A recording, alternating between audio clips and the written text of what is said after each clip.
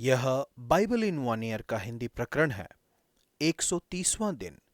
परमेश्वर आपकी कमजोरी को ताकत में बदल देते हैं। महान Christian leader John Stott Sydney, Australia में एक विश्वविद्यालय मिशन के अवसर पर बोल रहे थे। मिशन की आखिरी रात में एक संक्रमण के कारण उनकी आवाज तकरीबन नहीं निकल रही थी। इसके बावजूद उन्होंने कहने की कोशिश की। इससे पहले अपने कमरे के एक कोने में इंतजार करते हुए उन्होंने धीरे से एक निवेदन किया कि उनके लिए दूसरा कुरिन्थियों 12 से शरीर में कांटे वचनों को पढ़ा जाए। पौलुस और यीशु के बीच की बातचीत जीवित हो गई। स्टॉट: पौलुस, मैं प्रार्थना करता हूं कि मुझसे यह दूर हो जाए। यीशु: मेरा अनुग्रह तेरे लिए बहुत है, क्योंकि मेरी सामर्थ निर्बलता में सिद्ध होती है। स्टॉट: पौलुस, इसलिए मैं बड़े आनंद से अपनी निर्बलताओं पर घमंड करूंगा कि मसीह की सामर्थ मुझ पर छाया करती रहे, क्योंकि जब मैं निर्बल होता हूं तभी बलवंत होता हूं। जब उनकी बारी आई तो वह माइक्रोफोन के द्वारा कर्कश आवाज में सुसमाचार का प्रचार करने लगे, जिसमें वह अपनी आवाज अच्छी तरह से निकाल नहीं पाए या एक तरह से अपने व्यक्तित्व पर जोर नहीं दे सके, परंतु लेकिन हर समय वह परमेश्वर से विनती करते रहे कि उनकी निर्बलता में मसीह की सामर्थ सिद्ध हो जाए। उसके बाद वह कई बार फिर से ऑस्ट्रेलिया में गए और हर बार किसी न किसी ने उनके पास आकर कहा, क्या आपको याद है कि विश्वविद्यालय के बड़े हॉल में आखिरी सभा के समय जब आपकी आवाज चली गई थी, मैं उसी रात मसीह में आया। उस व्यक्ति की तरह जो अपनी निर्बलताओं को जानता है, मैंने इसे प्रेरणादायक पाया कि जब मैं कमजोरी महसूस करता हूं तब भी मैं अकेला नहीं हूं। जब आप अपना भरोसा परमेश्वर पर रखते हैं तो वह आपकी कमजोरी को सामर्थ्य में बदल देते हैं। भजन संहिता 59 का 1 से 8। विश्वास और विरोध। परेशानी के समय में परमेश्वर आपकी ताकत है। परमेश्वर पे विश्वास करना आसान जीवन का नुस्खा नहीं है। वास्तव में यह बिल्कुल विपरीत है। आपको हर तरह के विरोधों का सामना करना पड़ सकता है। दाऊद का जीवन खतरे में था। शाऊल ने दाऊद के घर का पता लगाने के लिए लोगों को भेजा था ताकि उसे मार डाला जाए। वह खुद को शत्रुओं, विद्रोहियों, बुरी युक्तियों, हत्यारों, आतताइयों और घातकों से घिरा हुआ पाता है। फिर भी इन सब के बीच दाऊद बचाव के लिए प्रार्थना करता है और उसे पूरा विश्वास है कि प्रभु उसे छुड़ा सकते हैं और उसे जरूर छुड़ाएंगे। इस भजन में बाद में वह परमेश्वर को 2 बार पुकारता है, हे मेरे बल। बल्कि वह ऐसा भी कहता है, हे यहोवा, मेरा कोई दोष व पाप नहीं है। दाऊद सिद्ध नहीं था। उदाहरण के लिए 2 शमूएल 11।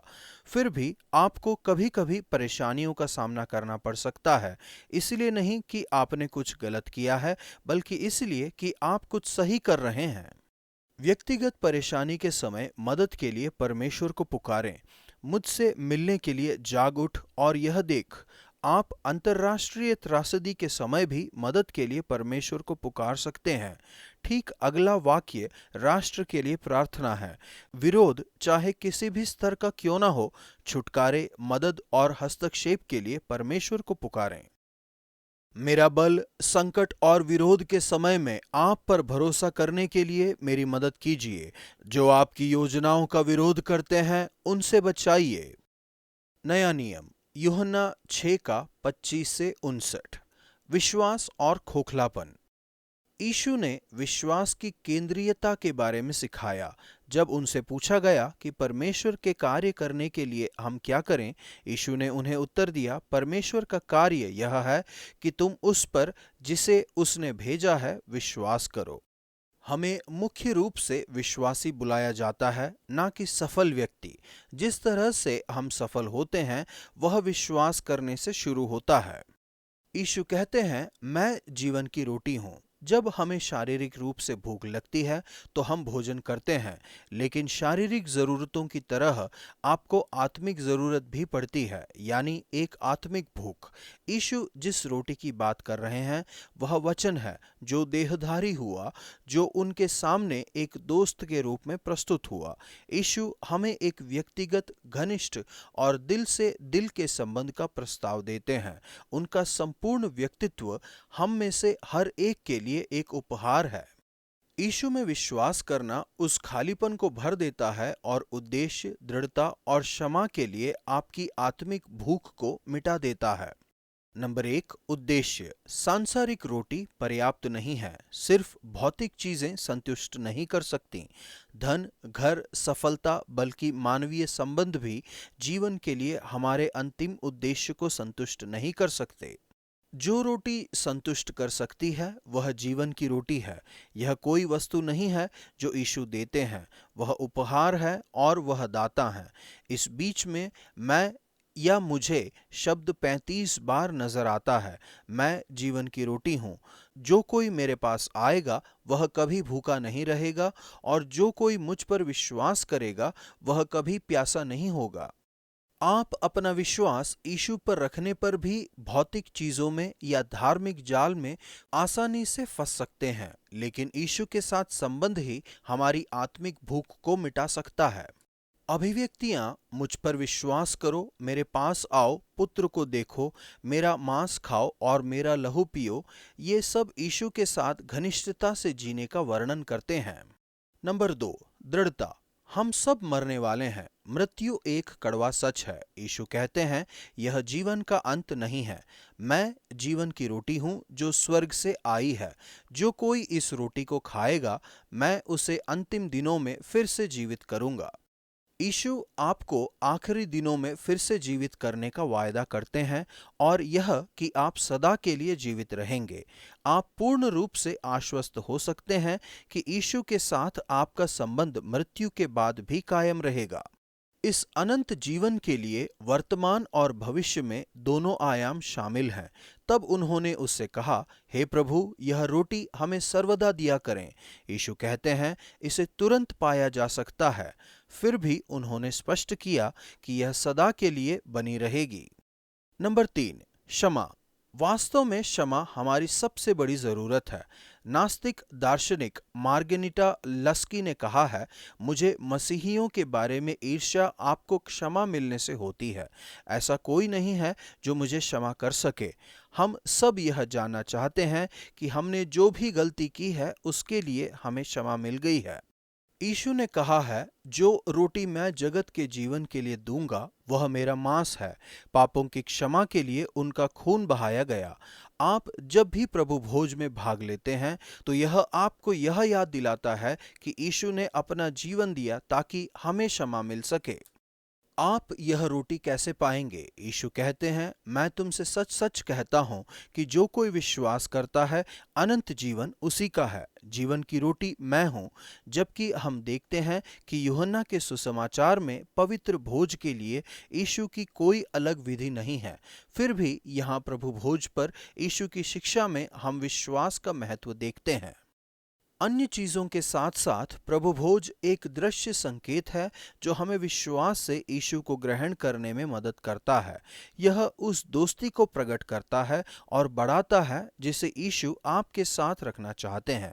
यह उनके प्रेम का उपहार है और इस बात का संकेत है कि वह सर्वदा आप में निवास करना चाहते हैं। प्रभु, आपको धन्यवाद कि आप में विश्वास रखने के द्वारा मुझे अपने जीवन का स्थायी उद्देश्य, अपने पापों के लिए क्षमा और अनंत जीवन के लिए वायदा मिल गया है।